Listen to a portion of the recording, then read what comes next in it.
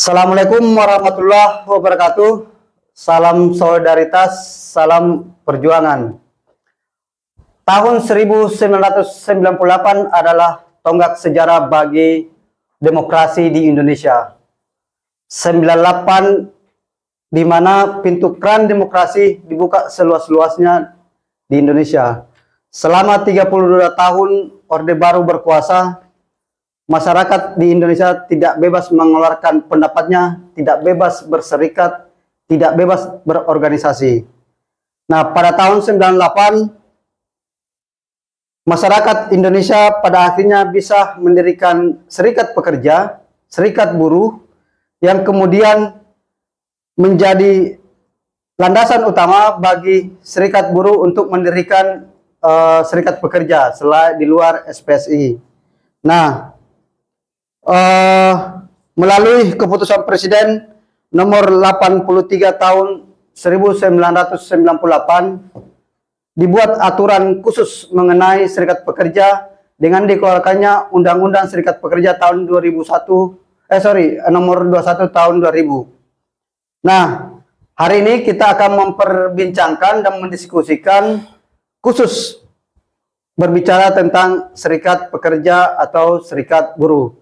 Hari ini kita sudah ditemani oleh salah satu unsur bagian dari pengurus nasional Sentral Gerakan Buruh Nasional, yaitu Bung Alang. Selamat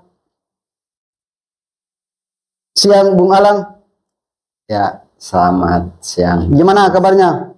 Alhamdulillah, baik. Ini tadi dari Jakarta apa dari Bekasi nih?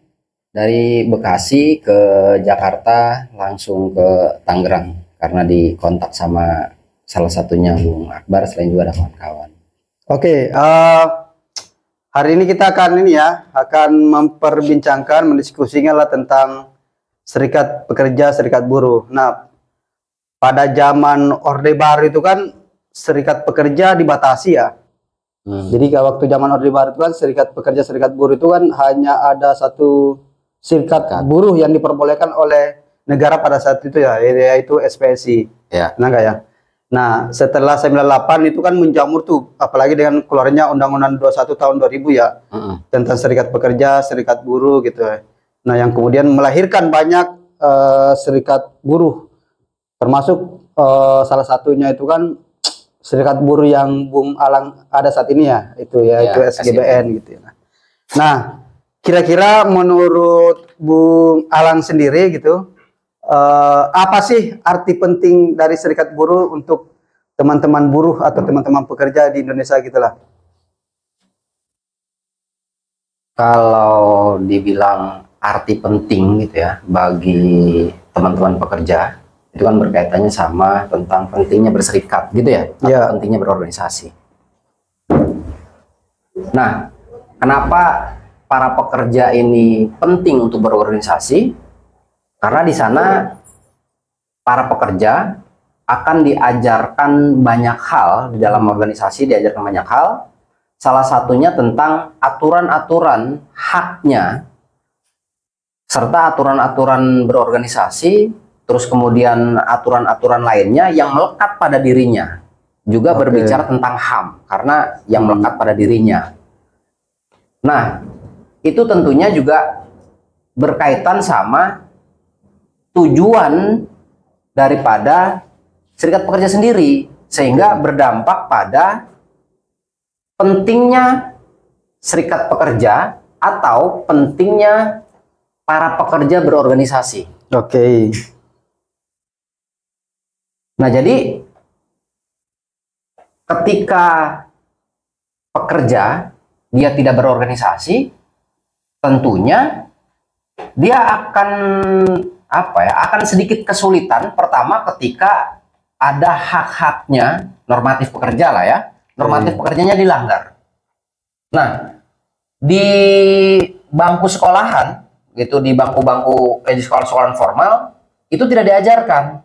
Nah, hanya organisasi serikat buruh lah yang mengajarkan tentang hak pekerja secara komprehensif. Oke. Sehingga dia mengetahui atau banyak pengetahuan Kemudian ketika haknya dilanggar di tempat kerjanya, ya dia bisa meminta, kenapa, mempertanyakan atau meminta kepada perusahaan tersebut kenapa haknya dilanggar dan lain sebagainya. Nah, itu pun tentunya tidak bisa sendiri. Makanya penting berorganisasi itu, penting berorganisasi. Kalau berbicara tentang kekuatan, satu orang dengan banyak orang tentunya sudah semua orang bisa menyimpulkan, tentunya pasti akan kuat yang banyak orang. Begitulah kurang lebihnya. Oke, berarti gini, di undang-undang itu atau di aturan lah serikat pekerja atau serikat buruh itu, apa sih syarat untuk membentuk atau mendirikan serikat pekerja itu, syaratnya apa saja? Syarat formal? Ya, secara formal. Oke. Nah, kalau syarat formal sebenarnya pertama gitu ya, kalau merujuk pada Undang-Undang 21 tahun 2000 itu cukup 10 orang dia sudah bisa membentuk serikat pekerja. Oke. Gitu ya. Nah, selain aturan Undang-Undang 21 2000 tentang serikat pekerja juga dilindungi. Pertama, ada di Undang-Undang Dasar 45 pasal 28E. Dia juga berbicara tentang kebebasan berserikat. Yang kedua, ada tentang HAM. Itu Undang-Undang 39. Oke. Terus merujuk juga konvensi ILO yang sudah diratifikasi oleh Indonesia tahun 98. Nah, terus kemudian tadi 21 2000 di Undang-Undang 13 tahun 2003 juga dibicarakan tentang serikat pekerja. Yang terakhir, Undang-Undang nomor 6 tentang Cipta Kerja juga berbicara tentang serikat pekerja. Sehingga landasan hukumnya itu cukup mumpuni, cukup banyak gitulah. Landasan hukum kenapa kebebasan berserikat tersebut lah maksudnya. Itu cukup banyak sebenarnya landasan hukumnya. Kan gini, secara hukum gitu ya, landasannya itu kan banyak tuh. Mulai misalnya dari konvensi ILO gitu ya, yang kemudian diratifikasi gitu. Terus turunannya misalnya, terus ada lagi tuh di undang-undang berapa tadi? Undang-undang 21 2000. Undang-undang 1 2000, terus undang-undang dasar gitu ya, 45 gitu ya.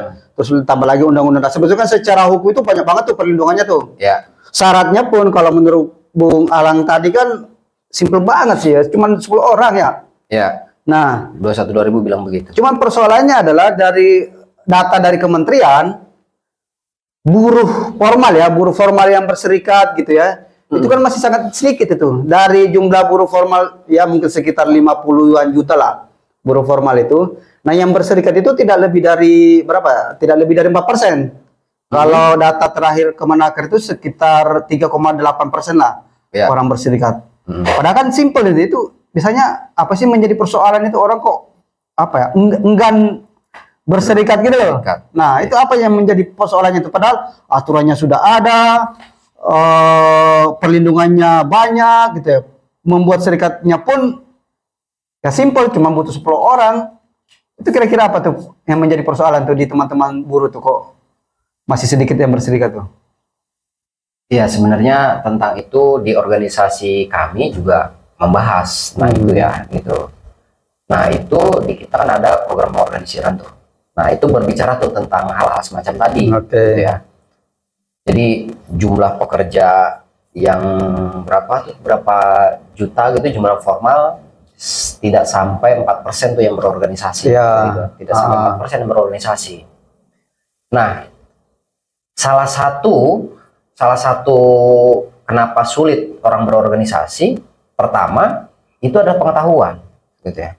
Dia tidak mengetahui apa sih pentingnya berorganisasi, gitu ya.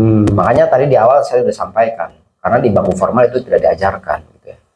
Yang kedua, selain pengetahuan, yang kedua seringkali di perusahaan itu juga larangan berorganisasinya tinggi. Loh, kalau ada larangan berserikat kan ada aturan hukum tuh. Ada sanksi hukumnya kan, itu di berapa tuh? Pasal berapa tuh ya? Pasal 28. 28 itu ya? Junto 43 gitu ya. Sebenarnya di pasal 28 itu sudah jelas juga, siapapun yang menghalang-halangi orang berserikat, dia akan kena pidana. Junto 43-nya itu 5 tahun loh sebenarnya. Cuma gitu kan, itu butuh bukti. Sedangkan ketika seseorang melamar pekerjaan, ketika terjadi interview, si pekerja ini dibilang, lo jangan berserikat. Nanti bisa nggak diperpanjang kontrak, diputus kontrak, dan lain sebagainya, di PHK dan sebagainya. Sehingga di tengah pengetahuan yang minim tersebut, ya dia enggan untuk berserikat. Bahkan ketika ada orang yang berserikat masuk untuk mengorganisir membentuk serikat, dia udah alergi duluan. Karena sedari awal masuk sudah disampaikan hal semacam tadi, larang berserikat. Tapi kena undang-undang tuh kalau ngelarang, gimana sih? Ya karena pekerjanya nggak tahu. Katakanlah kita, saya gitu, orang-orang SGBN tahu. Itu tahu. Cuman kita nggak ada bukti. Kita tahu banyak perusahaan itu yang tanda kutip anti serikat.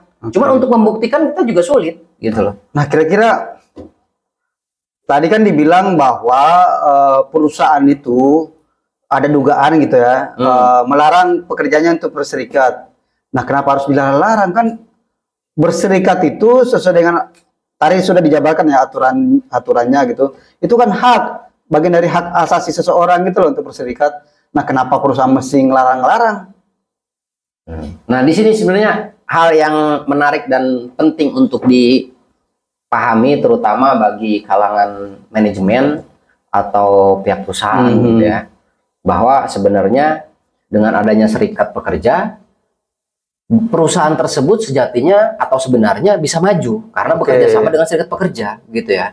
Tetapi sudah sudah tergambar mungkin ya, sudah tergambar di kepala manajemen atau perusahaan bahwa serikat pekerja adalah kelompok yang selalu meminta atau merongrong gitu ya kepada perusahaan. Salah satunya meminta upah lebih gitu ya, meminta upah lebih, meminta cuti dan lain sebagainya gitu ya. Padahal itu pun sebenarnya sudah diatur dalam undang-undang gitu ya. Nah, cuma kan dasarnya, nah ini berkaitan sama perspektif. Dasarnya adalah mencari keuntungan yang sebesar-besarnya. Itu persoalannya. Nah, ketika dia mau mengeluarkan uang lebih, nah dia perlu mempertimbangkan bagaimana saya mau untung banyak. Sepertinya analisanya ke sana kita. Begitu, Bung Akbar kira-kira. Berarti ini lah ya, jadi ada ketakutan lah gitu ya. Ya, kurang lebihnya begitu. Jadi dianggap bahwa serikat pekerja ini bisa merongrong lah gitu ya, bisa apa sih namanya, perusahaan tidak bebas gitu ya. Jadi ada semacam kontrol, padahal kalau Bung Alan tadi mengatakan bahwa serikat pekerja sebetulnya bisa saja menguntungkan bagi perusahaan karena ada kontrol gitu ya. Dan bisa jadi partner. Bisa jadi partner gitu ya. Nah gitu. Nah, cuman adalah kan mungkin itu bisa dijadikan salah satu tantangan gitu ya, tantangan dalam membangun serikat pekerja lah. Ya. Nah, jadi ada larangan lah. Jadi tanda kutip ada larangan dari pengusaha lah. Meskipun pengusaha juga tidak apa sih namanya, tidak terang-terangan melarang lah gitu ya, tapi adalah celah apa sih namanya itu yang dipakai oleh perusahaan untuk dalam tanda kutip melarang orang atau buruh berserikat itu. Nah, itu salah satu tantangan. Kira-kira ada nggak tantangan lain menurut Bung Alan gitu ya? Mungkin dari pengalaman selama ini, karena Bung Alan juga sudah terlibat di serikat pekerja itu udah beberapa tahun gitu ya. Kira-kira selain itu ada nggak tantangan-tantangan lain gitu dalam membangun serikat pekerja di dalam satu perusahaan gitu? Selain tadi yang disampaikan ya berkaitan sama pengorganisiran tadi, sebenarnya ada hal yang sangat besar bahkan gitu ya.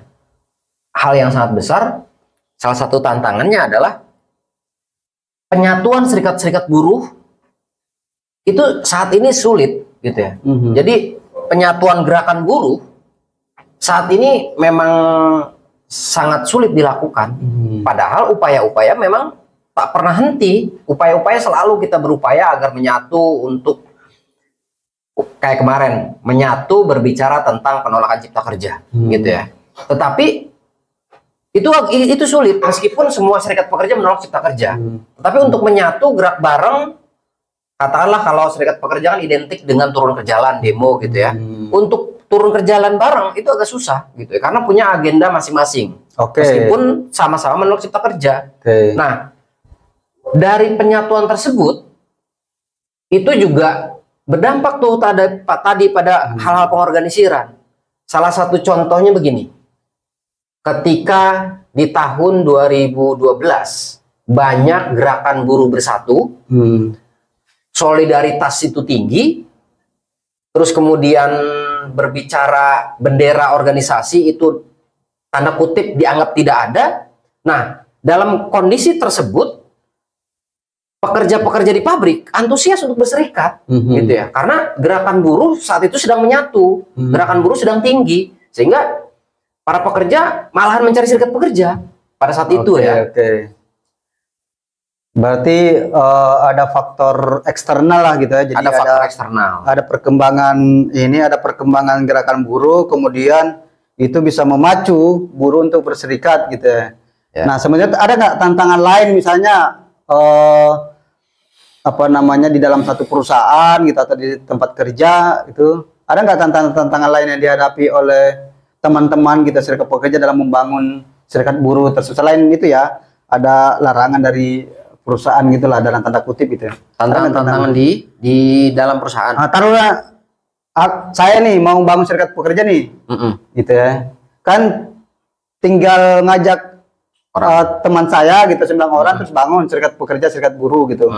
Nah, apa sih kesulitan yang dihadapi gitu loh? Tantangan itu termasuk kesulitan yang dihadapi oleh seseorang ketika mau ngomong kan jumlah pekerjaannya kan banyak banget jutaan gitu, puluhan juta lah, hampir. Jadi kalau misalnya di total semua buruh di Indonesia ini kan ada sekitar 136 lah juta pekerja gitu, informal dan formalnya gitu. Nah, yang formal tadi sudah disebutkan sekitar 50-an juta gitu. Nah, apa sih namanya itu, kok apa ya, yang bersih kok dikit banget gitu loh. Kok apa sih yang selain tadi sebutkan ada ilmu pengetahuan gitu ya, mungkin ada yang mengetahui belum mengetahui apa pentingnya serikat pekerja gitu, ada nggak yang mungkin apa dasarnya pengetahuan gitu? Sebenarnya dasar utama itu dari pengetahuan, atau jangan-jangan takut di PHK atau apa, ada nggak takut di PHK atau apa gitu? Takut di PHK itu kan sebenarnya dasarnya dari pengetahuan tersebut. Saya bilang dasar utamanya daripada pengetahuan tersebut berdampak pada banyak hal. Salah satunya tadi takut di PHK. Takut di PHK karena dia tidak mengetahui bagaimana aturan PHK dan lain sebagainya. Terus kemudian selain tadi masalah takut di PHK, juga masih banyak yang masih banyak untuk untuk keluarga. Jadi untuk berkumpul-kumpul, berorganisasi, dia mempertimbangkan kayaknya lebih penting berkumpul sama keluarga deh. Nah, jadi ada semacam itu. Selain itu juga terkadang ada larangan dari keluarga tersebut gitu ya, terkadang ya. Contoh biasanya tuh seringkali itu si istri. Seringkali ketika si istri ikut berorganisasi, terus dia aktif. Nah, suami itu kayaknya agak kurang berterima karena dianggapnya tidak mengurus rumah tangga, tidak mengurus suami dan lain sebagainya. Meskipun para suami juga banyak yang dilarang oleh istrinya gitu. Cuman yang paling menonjol adalah seorang istri. Menarik kayaknya gitu ya, kita perlu bahas itu kayaknya, apa sih namanya? Kalau bahasanya itu melarang pasangan terutama istri berserikat, apa ya? Kalau istilahnya itu ada semacam patriarki gitu ya. Kayaknya menarik. Jadi, itu nanti sistem patriarkinya memang bisa kita diskusikan lagi tuh. Siap. Nah, gitu. Nah, yang ada nggak selain gitu ya, soal misalnya misalnya soal hubungan kerja, kan ada aturan baru nih. Ada aturan baru di Undang-Undang Ketenagakerjaan gitu ya, yang munculnya Omnibus Law gitu lah, Undang-Undang Cipta Kerja nomor berapa? Nomor 6 tahun 2023 gitu. Ada nggak misalnya pengaruh nggak aturan tersebut terhadap orang berserikat atau berorganisasi gitu loh? Kan dulu itu kan Undang-Undang nomor 13 itu kan apa ya, meskipun tidak sebaik yang kita harapkan lah gitu ya, atau buruh harapkan itu, tapi ada sedikit kebaikan lah Undang-Undang nomor 13 itulah, terutama soal hubungan kerja misalnya gitu. Ada nggak pengaruh terhadap keengganan orang berserikat di hubungan kerja gitu loh, yang mungkin semakin fleksibel, semakin apa gitu loh? Itu sudah pasti lah ya, sudah pasti ada ya, karena memang pertama tadi di Cipta Kerja itu para pekerja itu jadi lebih mudah di PHK. Oke. Sehingga kan tadi udah bilang tuh, karena takut di PHK, terus undang-undangnya juga mempermudah PHK, jadi tambah takut lah berorganisasi, gitu ya. Nah, selain itu juga, gitu ya, di aturan Cipta Kerja gitu, di aturan Cipta Kerja, sebenarnya banyak hal ya di luar, bahkan di luar tentang pengorganisiran tadi dampaknya, dari Cipta Kerja ke pengorganisiran. Sebenarnya kalau digali lebih dalam, Cipta Kerja tersebut juga banyak gitu ya, banyak yang merugikan buruhnya gitu ya. Oke. Tapi kalau mau kita bedah agak panjang kayaknya kalau nanti ada sesi khusus lah itu kita ngomongin soal undang-undang Cipta Kerja lah. Nah itu tadi kan mereka takut di PHK nih karena fleksibel hubungan kerjanya nih. Nah kira-kira kan aturan ini kan sudah mulai berlaku nih, meskipun misalnya saat ini beberapa serikat pekerja dan masyarakat itu kan lagi melakukan judicial review gitu ya. Nah kira-kira apa yang bisa dilakukan oleh serikat pekerja atau serikat buruh dalam hal ini Bung Alang sebagai salah satu pimpinan nasional di SGBN gitu ya, dalam membangun serikat pekerja yang sekarang itu hubungan kerjanya yang semakin fleksibel gitu. Kira-kira ada nggak? Kaitannya sama Cipta Kerja? Ini bukan ini ya, bukan apa sih namanya interogasi, bisa sambil ngopi lah. kita cuma ngerokok, cuman saya enak kalau ini nih. Seriusnya jadi lupa kopi sampai adem duluan. Nih karena menarik berdiskusi tentang serikat pekerja, apalagi ngomong Cipta Kerja yang sekarang lagi booming gitu ya. Lagi kopinya dulu ya, soalnya kalau rokok agak kita kadang dini sama netizen di protes nih kalau kita ngerokok nih. Ya padahal biarlah. Ya udah lanjut lah. Ya berkaitan sama Cipta Kerja tuh kan yang lagi yang hubungan fleksibel itu lah, lebih ke hubungan yang fleksibel. Maksudnya hubungan fleksibel tuh? Jadi kan hubungan yang tadi kan kata Bung Alang, hubungan kerja yang semakin fleksibel, orang takut di PHK. Ya. Nah, pasti dong, ini kan situasi yang kita hadapi sekarang atau situasi yang teman-teman hadapi, ya, serikat pekerja hadapi lah. Nah, gimana ke depannya tuh dalam menghadapi situasi yang seperti ini tuh? Yang hubungan fleksibel? Ya. Maksudnya lebih ke pengorganisirannya atau gimana tuh? Ke pengorganisiran serikat pekerjanya tuh. Oh ya. Sebenarnya sih kalau berbicara pengorganisiran gitu ya, dalam kondisi apapun ya, karena dari dulu kan dari lama banget, bahkan 1918 itu sudah ada serikat pekerja dengan kondisi aturan yang berbeda-beda. Bahkan di tahun 57 itu bahkan undang-undang pekerjanya itu lumayan bagus, pengorganisiran bagus gitu ya. Undang-undang 13 pengorganisiran tetap ada. Nah, di undang-undang Cipta Kerja yang nomor 6 ini itu juga pasti pengorganisasinya akan tetap ada. Hanya saja metodenya mungkin ya, metodenya yang saat ini belum ditemukan belum ditemukan secara tepat. Tetapi dasarnya gini, ketika berbicara pengorganisiran. Pertama, kita melihat permasalahan biasanya. Apa nih permasalahan si pekerja? Nah, karena Undang-Undang Cipta Kerja tersebut fleksibel, mudah di PHK, kontrak berkepanjangan dan sebagainya. Nah, bila itu dianggap masalah oleh pekerja, nah serikat pekerja biasanya masuk menjelaskan, gitu ya, menjelaskan untuk mengajak. Ya karena undang-undangnya fleksibel, terus kemudian pekerja juga mudah di PHK, kontrak berkepanjangan dan lain sebagainya, maka harus berserikat untuk menolak itu semua. Itu satu hal, berangkat dari masalah. Yang kedua, itu berangkat dari kesamaan. Nah, berangkat dari kesamaan tuh bisa contoh gini. Kesamaan dalam hal politik bisa. Gitu ya, kesamaan dalam hal politik. Ini lagi tahun politik nih. Jadi contoh nih di serikat pekerja atau di kalangan buruh pada umumnya, ketika berbicara tentang buruh dan sekarang tahun politik, nah itu muncul tentang partai buruh tuh. Nah, kesamaan politik itu juga bisa menjadi ladang pengorganisiran sebenarnya. Jadi para pekerja itu ketika ngomong partai buruh, nah karena organisasi SGBN juga bagian daripada partai buruh, nah itu bisa menjadi pengorganisiran. Kesamaan itu salah satunya. Salah dua. Salah tiganya itu kesamaan dalam hal pikiran. Gitu ya, untuk pengorganisiran. Jadi atau pengorganisiran pengorganisiran ideologisasi gitulah. Jadi pengorganisiran secara kesamaan di dalam pikiran. Contoh karena kita pandangannya sama, kita diskusi satu sama lain, diskusi apapun itu sama. Nah itu bisa tuh juga diajak untuk berorganisasi. Selain itu dari perkawanan juga biasanya. Dari perkawanan bisa juga. Itu sih kurang lebihnya. Oke, terakhir mungkin ya Bung Alang lah. Coba highlight lagi lah soal apa sih namanya itu? Motivasi lah. Coba bukan motivasi sih, karena kita juga bukan motivator. Apa ya? Menggarisbawahi tentang pentingnya kaum buruh berserikat lah, biar teman-teman buruh, kawan-kawan buruh, kawan-kawan pekerja lah yang belum berserikat itu biar ada keinginan gitu, ada motivasi untuk berserikat gitulah. Kira-kira apa yang menjadi garis bawah lah, huruf tebalnya lah.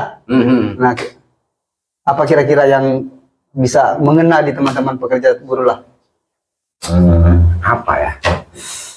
Kayaknya lebih ke tujuan deh. Jadi karena tujuannya woro-woro, ayo berserikat untuk apa gitu. Nah, jadi